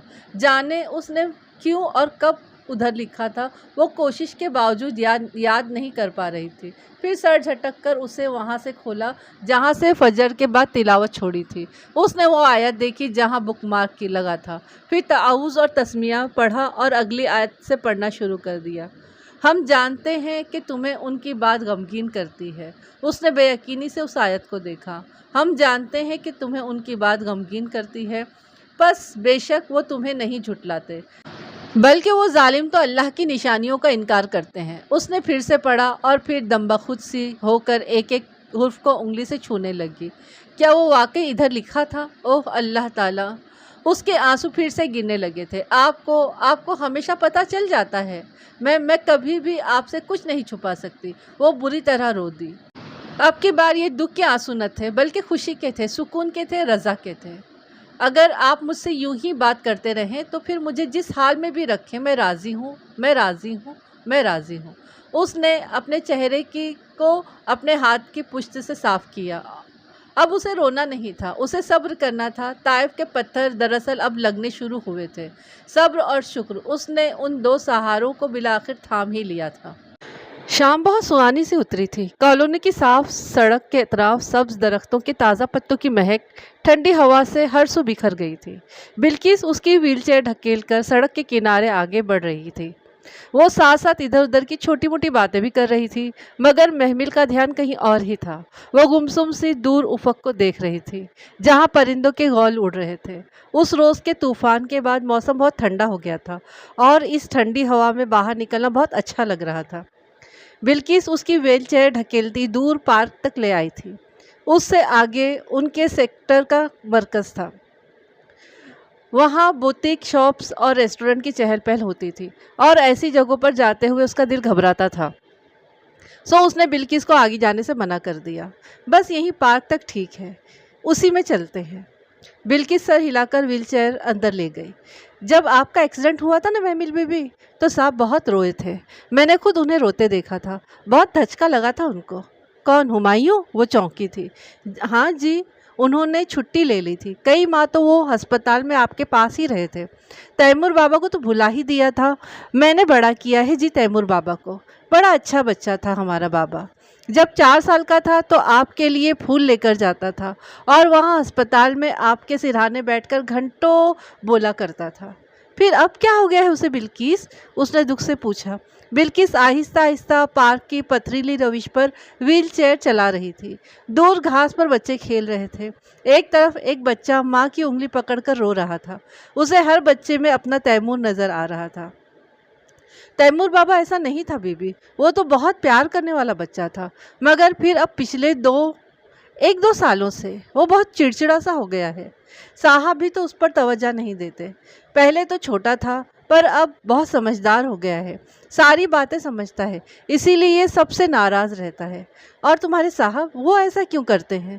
پتہ نہیں بی بی، وہ شروع میں آپ کا بہت خیال رکھتے تھے، پھر آپ کے حادثے کے چوتھے برس ان کی کراچی پوسٹنگ ہو گئی تھی، وہ 1.25 سال ادھر رہے، وہاں سے واپس آئے تو بہت بدل گئے تھے جی۔ اب تو 1.5 سال ہو گیا ہے ان کو واپس آئے ہوئے، مگر اب وہ تو آپ کا یا تیمور بابا کا حال بھی نہیں پوچھتے۔ کراچی میں ایسا کیا ہو گیا تھا وہ جو بدل گئے؟ وہ کھوئی سی بولی۔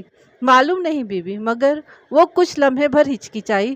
ان کے کراچی جانے سے کوئی 2 ہفتے پہلے مجھے یاد ہے ادھر آپ کے گھر سے آپ کے کوئی رشتہ دار آئے تھے، ان سے بہت لڑائی ہوئی تھی صاحب کی۔ کون آیا تھا؟ اس نے وحشت زدہ سی گردن گھمائی۔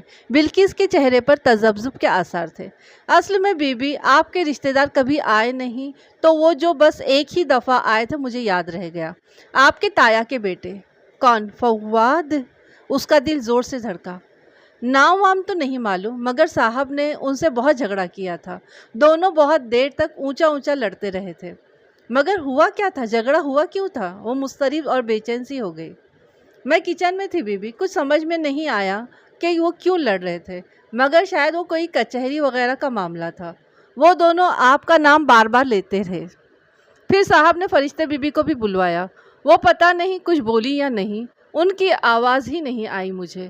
پھر وہ آپ کے تایازاد چلے گئے اور صاحب دیر تک فرشتے بی بی پر چیختے رہے۔ میں کھانے کا پوچھنے گئی تو دیکھا کہ فرشتے بی بی رو رہی تھی اور اپنا سامان پیک کر رہی تھی۔ میرے پوچھنے پر انہوں نے بتایا کہ وہ جا رہی ہیں۔ میں نے پوچھا کہ کدھر، تو بولی پتہ نہیں، وہ روتی جا رہی تھی۔ پھر اگلے دن رشید نے بتایا کہ صاحب اپنا ٹرانسفر کراچی کروا چکے ہیں۔ پھر صاحب چلے گئے اور فرشتے بی بی رک گئی۔ وہ دم سادے ساری تفصیلات سن رہی تھی۔ اس کے پیچھے کیا کیا ہوتا رہا اسے کچھ خبر ہی نہیں ہو سکی۔ کیا فواد نے ہمایوں کو اس کے خلاف بہکا دیا تھا؟ اور فرشتے کو اس نے ایسی کیا بات کہی کہ وہ روئی؟ وہ تو بہت مضبوط لڑکی تھی، یوں کبھی نہیں روتی تھی، اس نے تو اس کے آنکھوں میں کبھی آنسو دیکھے ہی بھی نہیں تھے۔ او خدایا، اس نے سر دونوں ہاتھوں میں گرا لیا۔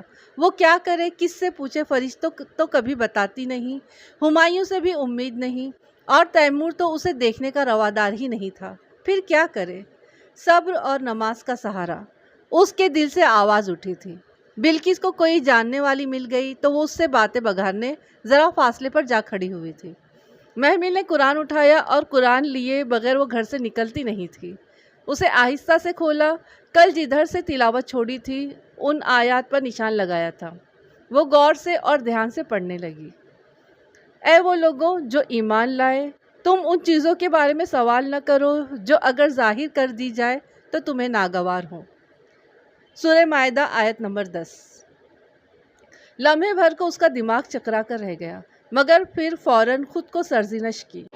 یہ کوئی فال نکالنے کی کتاب تو ہے نہیں، اسی لیے اس نے مجھے سوال کرنے سے منع کیا ہے۔ میں بھی خواہ مخواہ وہ سر جھٹک کر آہستہ آہستہ سے تلاوت کرنے لگی۔ اگلی آیت دوسری چیزوں سے متعلق تھی۔ اس کی سوچیں دوسری طرف مبذول ہو گئیں اور لوگ اس کے خاموش ہو گئے۔ اس کے الجھے دماغ کو سکون آنے لگا۔ جو بھی ہوا کبھی نہ کبھی تو کھل ہی جائے گا، اسے پریشان ہونے کی ضرورت نہیں تھی۔ وہ زیر لب ترنم سے تلاوت کرنے لگی۔ رات کے 2 بج چکے تھے اور ہمایوں ابھی تک گھر نہیں آیا تھا۔ وہ مضطرب سی لاؤنج میں بیٹھی تھی، بار بار دیوار پر آویزہ گھڑی کو دیکھتی اور پھر دروازے کو۔ گھڑی کی سوئیاں آگے بڑھتی جا رہی تھی، مگر دروازہ ہنوز ساکت و جامد تھا۔ باہر بھی خاموشی تھی۔ اس کے دل میں وسوسے سے آنے لگے، نہ جانے وہ ٹھیک بھی ہے یا نہیں۔ کیا پتہ اس کی گاڑی خراب ہو گئی ہو، کیا پتہ کسی مشکل میں پھنس گیا ہو۔ اس نے بے اختیار اس کے لیے دعا کی تھی۔ دفعتاً گاڑی کا ہارن سنائی دیا اور پھر گیٹ کھلنے کی آواز۔ وہ مڑ کر دروازے کو پیاسی نظروں سے دیکھنے لگی۔ قدموں کی آواز اور پھر بھاری چڑچڑاہٹ کے ساتھ دروازہ کھلا۔ کیپ اور اسٹکس ہاتھ میں لیے تھکا تھکا سا یونیفارم میں چلا آ رہا تھا۔ اندر داخل ہو کر اس نے مڑ کر دروازہ بند کیا اور پھر چند قدم آگے آیا۔ دفعتاً اسے بیٹھا ہوا دیکھ کر ہمایوں کے قدم تھمے، چہرے پر حیرت پھر ناگواری امڑ آئی۔ تم ادھر کیوں بیٹھی ہو؟ السلام علیکم۔ آپ کا ویٹ کر رہی تھی، آپ نے بہت دیر لگا دی، وہ آہستہ سے بولی۔ میں دیر سے آؤں یا جلدی آؤں، خدا کے لیے میرے انتظار میں مت ادھر بیٹھا کرو۔ اس نے بہت تحمل سے اس کا بیزار لہجہ سنا، پھر دھیرے سے بولی، میں پریشان ہو گئی تھی کہ خیریت؟ مر نہیں گیا تھا میں، 100 کام ہوتے ہیں۔ اگر آئندہ تم مجھے ادھر بیٹھی ملی تو میں گھر ہی نہیں آیا کروں گا۔ خدا کے لیے میرا پیچھا چھوڑ دو محمل۔ وہ جھڑک کر کہتا ہوا تیزی سے اوپر سیڑھیاں چڑھتا چلا گیا۔ اس نے بڑے صبر و ضبط سے آنسو پی لیے، یہاں تک کہ وہ اپنے دروازے کے پیچھے گم ہو گیا۔ تب اس نے اپنے گود میں دھرے ہاتھ اٹھائے اور اپنی وہیل چیئر کو کمرے کی طرف موڑنے لگی۔ کبھی تو اسے احساس ہوگا کہ یہ وہی محمل ہے جو کبھی اس کی من چاہی بیوی تھی، اور جب وہ یہ محسوس کرے گا تو پلٹ آئے گا۔ اسے یقین تھا، اور یہی یقین اس نے دل میں اٹھتے درد کو دلا کر دبا دیا تھا۔ وہ تارکول کی سڑک پر آج پھر بلکیس کے ساتھ اپنی وہیل چیئر پر جا رہی تھی۔ باہر کا موسم اس کی طبیعت پر بہت اچھا اثر ڈالتا تھا۔ یہ الگ بات تھی کہ اس کی معذوری میں رتی برابر بھی فرق نہیں آیا تھا۔ بلکیس ادھر ادھر کی باتیں کرتی اس کی وہیل چیئر ڈھکیل رہی تھی۔ وہ آج بھی اسے نہیں سن رہی تھی، بس خاموش مگر پرسکون نگاہوں سے دور افق کو دیکھ رہی تھی۔ آہستہ آہستہ یہ ٹھہراؤ اس کی شخصیت کا حصہ بنتا جا رہا تھا۔ بلکیس، تمہیں میرے تایا کے گھر کا پتہ ہے؟ ایک دم ہی کسی خیال کے تحت وہ چونکی اور پھر پوچھ لیا۔ نہ بی بی، میں تو ادھر کبھی نہیں گئی۔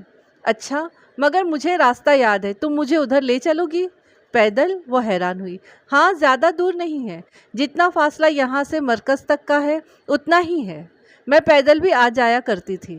اسے بے اختیار وہ شام یاد آئی جب وسیم سے اپنے رشتے کا سن کر وہ روتی ہوئی پیدل ہی مسجد کے سامنے سڑک پر آ گئی تھی، اور اس نے ہمایوں سے کہا تھا کہ وہ بیچ راستے میں چھوڑ دینے والوں میں سے ہے۔ اور پھر چلے، پھر ٹھیک ہے، آپ راستہ بتائیں۔ بلکیس کی آواز پر وہ یادوں کے ہجوم سے نکلی اور راستہ بتانے لگی۔ چھوٹی سڑک سے ایک راستہ پل سے ہوتا ہوا ان کے سیکٹر میں جا کر اترتا تھا، جس سے وہ 20 منٹ میں ادھر پہنچ سکتی تھی۔ آج وہ 20 منٹ ایک پوری صدی لگ رہا تھا۔ وہ اس راستے پر جاتے ہوئی کہیں دور کھو گئی تھی۔ نہ جانے وہ سب کیسے ہوں گے، اتنے ہی عیش و آرام سے رہ رہے ہوں گے جتنے پہلے تھے۔ کیا ان میں سے کسی نے اس کو یاد بھی کیا ہوگا؟ کبھی وہ اسپتال بھی آئے ہوں گے یا نہیں؟ اور نہ جانے فواد نے جا کر ہمایوں سے کیا کہا تھا جس پر فرشتے روتی رہی۔ بہت یاد کرنے پر بھی ایسی کوئی بات ذہن میں نہیں آئی جو وہ ہمایوں سے کہہ سکتا، یا شاید اس کے سوچنے کی صلاحیت ہی سست ہوتی جا رہی تھی۔ یہ آپ کا گھر ہے جی، بڑا سوہنا ہے، بلکیس کہہ رہی تھی، اور وہ چونک کر اس اونچے عالیشان نما گھر کو دیکھنے لگی۔ اس کا پینٹ، کھڑکیوں کے شیشے، بیرونی گیٹ، سب کچھ بدل گیا تھا۔ وہ پہلے سے بھی زیادہ خوبصورت ہو گیا تھا۔ یہ وہ گھر تھا جہاں اس نے اپنی زندگی کے 21 سال گزارے تھے، اور پھر اسی گھر سے وہ ایک رات نکالی گئی تھی۔ بظاہر رخصتی کی آڑ میں اسے اس گھر سے بے دخل کر دیا گیا تھا۔ بیل بجاؤ بلکیس۔ بلکیس آگے بڑھی اور گھنٹی بجائی۔ چند ہی لمحوں بعد قدموں کی چاپ سنائی دی، جیسے کوئی دوڑتا ہوا گیٹ کھولنے آ رہا ہو۔ اس کے دل کی دھڑکن ٹھہر سی گئی۔ وہ اتنے سالوں بعد کسے دیکھنے جا رہی تھی؟ فواد، حسن، آغا جان؟ वो दरवाज़ा आहिस्ता से खुला। किसी ने सर बाहर निकाल कर देखा। जी, किससे मिलना है? वो हुलिये और लहजे से मुलाजिम लगता था। बिल्किस ने जवाबन महमिल को देखा तो वो हिम्मत मुज्तमा करके बोली, आगा करीम घर पर हैं? मुलाजिम के चेहरे पर ज़रा सी उलझन उभरी। कौन आगा करीम? आगा करीम जो इस घर के मालिक हैं, जिनका ये घर है और ये हाउस नंबर 230 ही है ना? आहो जी, ये तो 230 ही है, मगर ये तो चौधरी नज़ीर साहब की कोठी है। इधर तो कोई आगा करीम नहीं रहते। बीबी, हम कहीं गलत घर में तो नहीं आ गए? बिल्किस ने हौले से कहा तो उसने सख्ती से नफ़ी में सर हिलाया। नहीं, यही घर है। आगा करीम 7 साल पहले इधर ही रहते थे। 7 साल तो बड़ा लंबा अरसा होता है मैडम जी। खुदा जाने वो अब किधर गए होंगे। अच्छा, आप ठहरो, मैं बेगम साहिबा से पूछ कर आता हूँ। वो इन्हें वहीं छोड़कर अंदर चला गया। चंद लम्हों बाद उसकी वापसी एक नौजवान के हमरा हुई। जी फरमाइए। वो 20-21 बरस का मुहज्जिब और शाइस्ता सा नौजवान था। वो इधर आगा करीम और उनकी फैमिली रहती थी, वो लोग किधर गए? मैम, हम 2 साल से इधर रह रहे हैं। 2 साल पहले हमने एक शख्स आमिर साहब से ये घर ख़रीदा था। हो सकता है उनको आगा जान ने बेचा हो, मगर मैं उनके बारे में कतई लाइल्म हूँ। आगा जान ने ये घर बेच दिया? मगर क्यों? वो शॉर्ट सी होकर रह गई। मालूम नहीं मैम। क्या मैं आपके लिए कुछ कर सकता हूँ? उसका सर नफ़ी में दाएं से बाएं हिला। लड़का माजूरत करके वापस चला गया और वो परेशान सी बैठी रह गई। बीबी हमसाइयों से पूछते हैं, और उसके मना करने से कबल ही बिल्किस साथ वाले घर की घंटी बजा चुकी थी। इस घर में कौन रहता है? खासा जाना पहचाना सा घर था, मगर याद नहीं आ रहा था। बमुश्किल 1 मिनट के बाद ही गेट खुल गया। महमिल ने गर्दन उठाकर देखा। उधर खुले गेट के उस पार ब्रिगेडियर फुरकान खड़े थे। शलवार कमीज में मलबूस, चेहरे पर निफासत से तराशीदा दाढ़ी और भरपूर मुस्कुराहट लिए वो उसे देख रहे थे। उन्हें देखकर उसे सब कुछ याद आने लगा। अस्सलाम वालेकुम लिटिल गर्ल, मैं काफ़ी देर से आपको टेरेस से देख रहा था। आइए अंदर आ जाइए। उन्होंने गेट पूरा खोल दिया। वो एक तरफ को हटकर खड़े हो गए। बिल्किस उसकी व्हीलचेयर ढकेलती हुई अंदर रविश पर ले आई। इधर आ जाइए। वो लॉन में घास पर रखी हुई चेयर्स को जोड़ने लगे, यूं के व्हीलचेयर के लिए जगह बन जाए। कैसी हैं आप? वो उसके सामने वाली कुर्सी पर बैठते और बड़े शाइस्तगी से पूछने लगे। उनका मखसूस लबो लहजा उसी तरह भारी था, अलबत्ता सख्ती की जगह नरमी ने ले ली थी। ठीक हूँ अल्हम्दुलिल्लाह। वो ज़रा सा मुस्कुराई और सर झुका लिया। फिर कुछ सोच कर उसी झुके सर के साथ कहने लगी, मेरा कुछ साल पहले एक्सीडेंट हो गया था। तो मैं जानता हूँ, मैं आपको देखने अस्पताल आता था। उसने हौले से सर उठाया। सुनहरी आंखों में हैरत उतरती आई थी। अच्छा, और फिर उसे याद आया, हाँ मुझे नर्स ने बताया था। तो वो आप थे? जी हाँ। वो धीमे से मुस्कुराए। आपकी अमानत ने मेरी ज़िंदगी बदल दी बेटा। वो बिना पल के झपके उन्हें देख रही थी। मैंने 2 साल वो पंफलेट नहीं खोले। फिर ज़िंदगी में एक ऐसा मोड़ आया कि हर जगह अंधेरा दिखने लगा, तो न चाहते हुए भी मैंने उनको खोल लिया। मेरा ख्याल था कि उसमें किसी तंजीम का लिटरेचर होगा या किसी सियासी पार्टी का मंशूर, मगर उसमें तो सिर्फ कुरान की आयत थी और उनका सादा तर्जुमा। मैं पढ़ता गया और फिर सब कुछ बदल गया, सब ठीक हो गया। मुख्तसर अल्फाज में उन्होंने सारी बात समेट दी। वो चुपचाप उन्हें सुनती गई। आप कुछ अरसे पहले घर शिफ्ट हो गई थी, मुझे पता चला था। आपकी तबीयत कैसी है अब?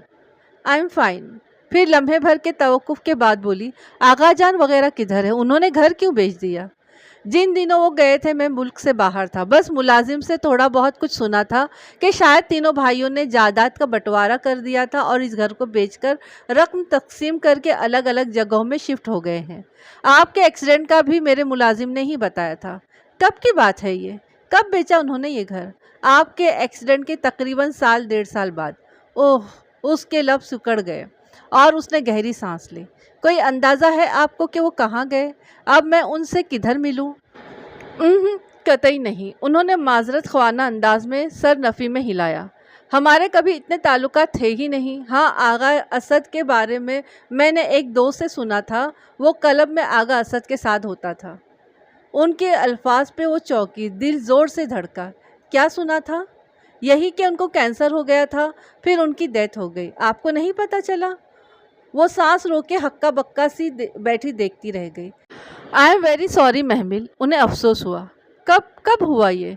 چند لمحے بعد اس کے لب پھڑپھڑائے، آنکھیں پتھرا سی گئی تھی۔ غالباً 5 سال قبل، ان کے گھر بیچنے کے 6-7 ماہ بعد، اور ان کے بچے معاذ اور معیز تو بہت چھوٹے تھے۔ معلوم نہیں، بچے یتیم تو پھر مجبوراً رشتہ دار کے تسلط میں ہی رہتے ہیں۔ اللہ ان پر رحم کرے۔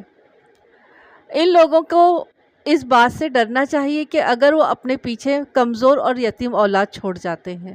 سورہ نساء۔ یتیم بچے، اسد چاچا کے بچے یتیم ہو گئے۔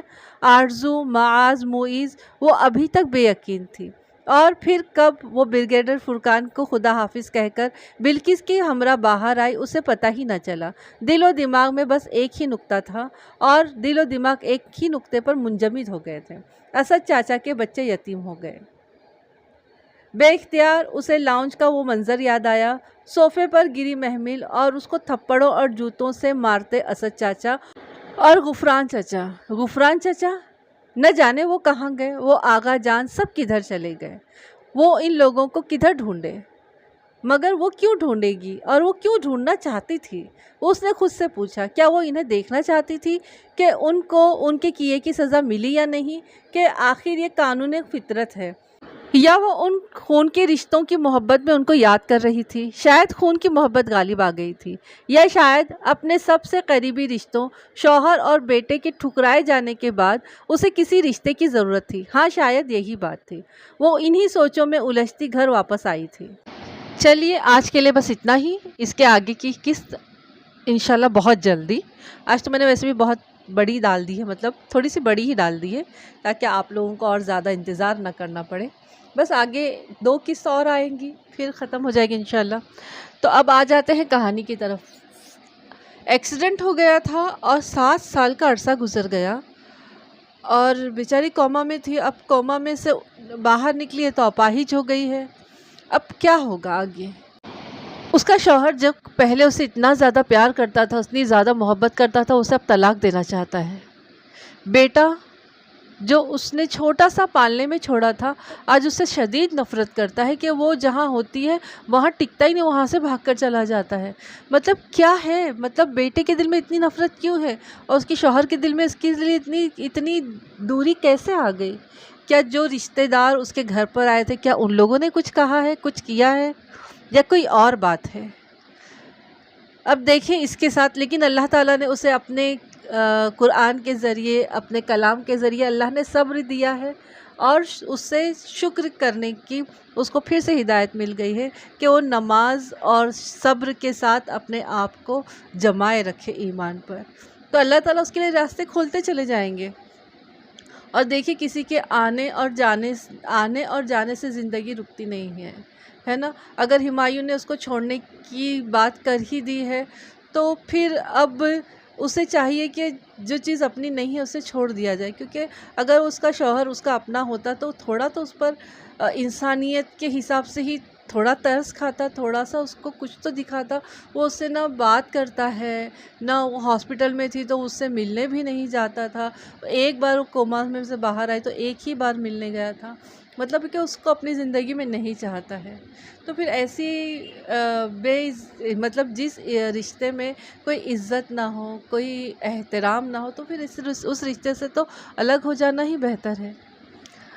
آپ لوگ کیا کہتے ہیں؟ بالکل کمنٹس میں لکھیے، بتائیے اور سنیے۔ دیکھیے آگے ان کی زندگی میں، محمل کی زندگی میں آگے ہوتا کیا ہے۔ اللہ تعالیٰ نے اپنے کلام کے ذریعے اسے تھام رکھا ہے، تو سب کچھ اللہ تعالیٰ ٹھیک کر دیں گے۔ اللہ تعالیٰ جب آزمائش میں ڈالتے ہیں تو آزمائش سے نکالنے کے راستے اللہ تعالیٰ خود ہی بنا دیتے ہیں۔ تو آپ لوگ کمنٹس کریے، آگے کیا ہوگا آپ لوگ بتائیے کہ کیا ایسی بات ہو سکتی ہے جو ان کا رشتہ یہاں تک آ گیا ہے، اور اس بچے کے دل میں کون سی ایسی نفرت بیٹھی ہوئی ہے اپنی ماں کے لیے کہ وہ اپنی ماں کے قریب بھی نہیں آتا ہے۔ تو چلیے ملتے ہیں اس کی اگلی قسط کے ساتھ بہت جلدی۔ تب تک کے لیے مجھے دعا میں یاد رکھیے، اپنا خوب خیال رکھیے، اور سبسکرائب کرتے جائیے۔ لائک تو سنتے وقت ہی کر لیا کریں، آپ لوگ نہیں کرتے ہیں، چھوڑ دیتے ہیں، بھول جاتے ہیں کہانی ختم ہونے تک۔ تو پلیز لائک کریے، کمنٹس لکھیے، اچھے لکھیے، برے لکھیے، مجھے سکھانے والے لکھیے۔ اگر مجھ سے کوئی غلطی ہوتی ہے تو وہ بھی بتائیے۔ آپ میرے اپنے ہیں تو آپ لوگوں کی غلطی بتانا آپ لوگوں پر لازم ہو جاتا ہے کہ آپ لوگ میری غلطیاں بتائیں۔ ہے نا، اپنے ہی اپنوں کی غلطیاں بتاتے ہو، ورنہ غیروں کو کیا پڑی ہے. ٹھیک ہے، تو آپ لوگ سنیے اور لائک کریے، کمنٹس کریے، دعاؤں میں یاد رکھیے. السلام علیکم، اللہ حافظ.